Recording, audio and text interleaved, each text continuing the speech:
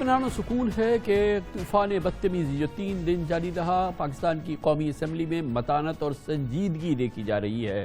یقیناً یہ خوشگوار حیرت ہے اور آج قومی اسمبلی کے اجلاس کا دلچسپ پہلو وفاقی وزیر توانائی حماد اظہر کی جانب سے بلاول بھٹو کی طویل تنقید کا چند منٹوں میں ترکی بترکی مدلل اور ٹھوس جواب تھا۔ حماد اظہر نے مہنگائی کے اعداد و شمار، IMF پروگرام، بلاول کی اردو انگلش میں معنی خیز تقریر سمیت ایک سوال کا جواب دیا، مگر اس سے پہلے PTI کے اراکین نے بلاول بھٹو زرداری کی اس تقریر کو، جو کہ طویل تقریر تھی، بہت اطمینان سے سنا۔ پاکستان میں تو عمران کی مہنگائی افغانستان، بنگلہ دیش اور بھارت کے مہنگائی سے بھی آگے ہے۔ وہ جو مزدور عمران کی مہنگائی کی وجہ سے بھوکا پیٹ سوتا ہے، ان کو پتا ہے کہ 4% گروتھ جھوٹ ہے۔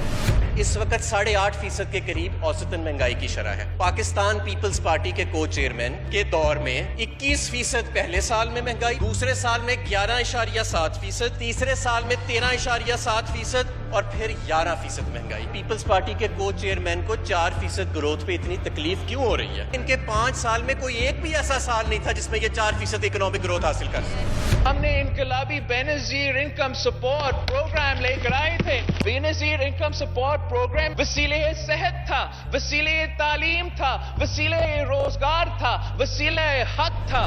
کیا یہ وہی پروگرام نہیں جس کے اندر فرزانہ راجہ آپ کی چیئرپرسن BISP 150 کروڑ روپے کی مفرور ہے؟ کیا یہ وہی پروگرام نہیں ہے جس میں لاکھوں لوگ ایسے تھے جو صاحب حیثیت تھے اور ان کو صرف پاکستان پیپلز پارٹی سے وابستگی کی بنیاد پہ یہ وظیفے لگائے جا رہے ہیں؟ حکومتی ممبران وہ تو قابل ہی نہیں ہے اپنے منہ دکھانے اپنے کانسٹیٹیوئنسیز میں۔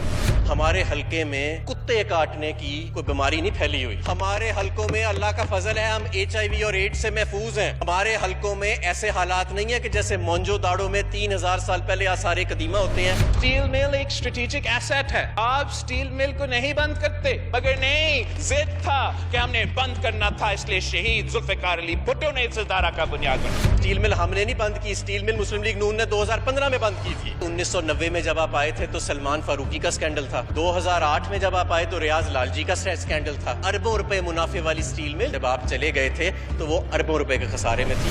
4% اضافہ ہوا ہے، GDP میں، ریونیو میں بھی اضافہ ہوا ہے، تو پھر خان صاحب IMF کے سامنے کشکول لے کے بھیک کیوں مانگ رہا؟ اس ملک کی تاریخ میں جو جماعت سب سے زیادہ IMF کے پاس گئی ہے وہ پاکستان پیپلز پارٹی ہے۔ یہ تھی جمہوریت پوری قوت سے کہ وہ الزامات لگ رہے ہیں اور حماد اظہر زبردست طریقے سے اس کے جواب دے رہے ہیں۔ اتفاق کی بات ہے کہ حماد اظہر نے جب تقریر شروع کی تو شہباز شریف اور بلاول بھٹو ایوان سے باہر چلے گئے۔ حماد اظہر نے کہا کہ اپوزیشن لیڈر اور بلاول میں اگر جرأت ہے تو بیٹھے اور میری تقریر سن کر جائیں، مگر بلاول اور شہباز دونوں حماد اظہر کو سنے بغیر ایوان سے نکل گئے۔ اچھا ہوتا اگر دونوں رہنما حماد اظہر صاحب کے جواب بھی سن لیتے، جو یقیناً وزندار جواب تھے۔